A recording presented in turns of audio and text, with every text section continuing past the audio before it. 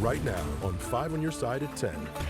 Our severe weather risk for Sunday afternoon has prompted us in an alert day. A slight risk for severe weather from the Storm Prediction Center, what that means, and the impacts we're looking at late Sunday.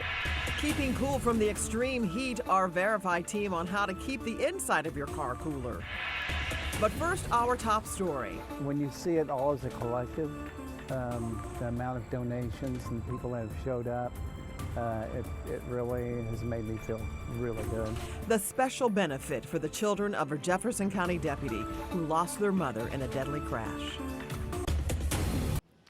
But before we get to those stories, we are following breaking news. Police are on the scene of a double shooting near the intersection of Page Boulevard and Morton Avenue in Wellston. That is just west of Page and Skinker. The call came in just after 8:30 tonight. These are live pictures. We are told there are several blocks that are taped off. A number of officers are on the scene responding to crowd control. This is an active situation. We have not gotten any confirmation about how many people are injured, and once we do get this, we will pass that on to you. This is a developing story. You can stay up to date with all of the latest information on air, online, and on the 5 on Your Side app.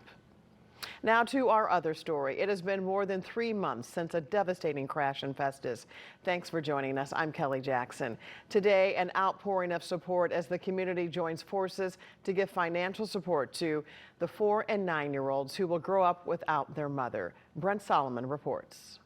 4-year-old Sawyer and 9-year-old Sienna have an inseparable bond. She's bright, she's strong. He's 4. He lives in the moment. High energy. That kid just loves to have fun. Saturday afternoon, an outpouring of support as the community comes together to raise money for a trust fund for the brother and sister. It comes after the April 30th crash that claimed the life of their mother, Savannah McCreary. Her husband, former Jefferson County Deputy Colby McCreary, is charged with DWI and involuntary manslaughter. It can be a lot for young kids. I don't think he fully understands everything, no. She has moments where she'll be playing and all of a sudden, it kind of hits her like, oh, I'm sad. And anytime she gets in trouble, I miss my mom, but she's done well with it, She makes me proud. She's a good kid. At the community fundraiser in Arnold, family and friends coming together to show love and support while taking part in a live and silent auction. And we're talking some big ticket items here, like Jordan Bennington's former hockey stick and a guitar signed by Tim McGraw himself. Loved ones impressed by the crowd that came to embrace them. I didn't expect it at all. It's really going to help get Sienna through school. We're going to do our best to make sure that these kids have a good foundation in life and can move forward. There's nothing that'll ever replace their mother. But this will definitely be something that they can look back on when they get older and say, the community loved us. Brent Solomon, 5 on Your Side. And the children's father heads to court later this month. If you would like to support the family, you can donate by visiting this story in the As Seen on TV section of KSDK.com. Tonight, a woman is dead after a car overturned multiple times during a crash. It happened early this morning on Natural Bridge Road in the Pine Lawn neighborhood. According to the crash report, the driver was speeding and lost control of the car. 24-year-old Jaytana Brown was ejected from the car and died at the scene. The driver is expected to be okay. Tonight, we know more about an accident we have been following. Last night, police arrived to West Florissant and Davis Center around 8:30 for a crash involving a motorcycle and a truck. The driver of the motorcycle died at the hospital. Today, police identified him as Christopher James of O'Fallon, Missouri. Police say James struck the passenger side of the truck and was thrown from his bike. The driver of the truck was not hurt. Tonight, police are looking for the person responsible for shooting another man in Dutchtown. It happened around 11 last night on South Grand and Merrimack.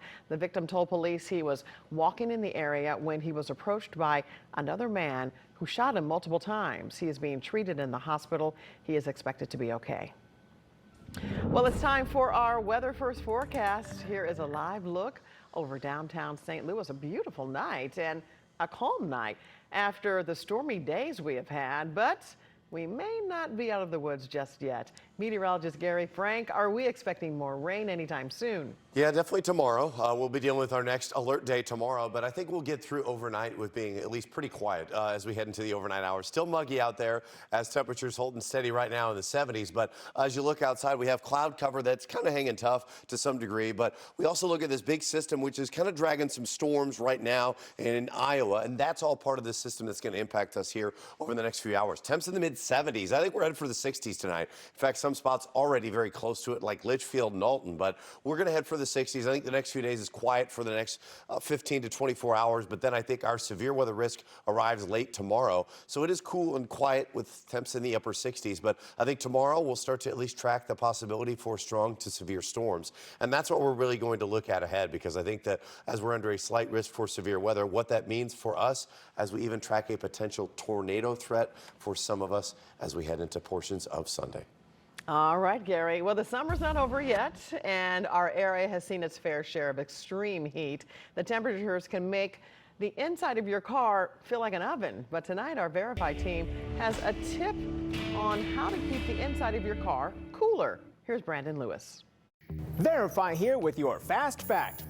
Nobody enjoys that feeling when you open your car door on a hot summer day and it feels like an oven.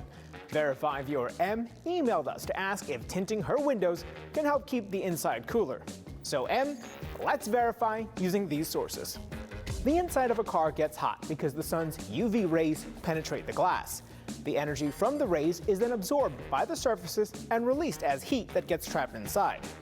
All of our sources say tinting your windows can help block some of the sun's rays and keep the interior of your car a few degrees cooler. The exact amount depends on the darkness and quality of the tint and which windows are tinted. So, yes, tinted windows reduce heat inside of a car. Tinting rules vary by state, so make sure to check the laws where you live. With your Verify, I'm Brandon Lewis. Walking and running for a good cause. Today, CareSTL Health hosted its annual 5K and 1 mile walk and run in Forest Park for opioid awareness. The Public Health Institute says drug overdose is the leading cause of unintentional death in the U.S. Event organizers also handed out brochures about available resources. Former Democratic candidate for U.S. Senate Trudy Bush Valentine also made an appearance. And we have a quick correction. Earlier, we reported that she is the CEO of CareSTL. That is not correct, and we apologize for the error.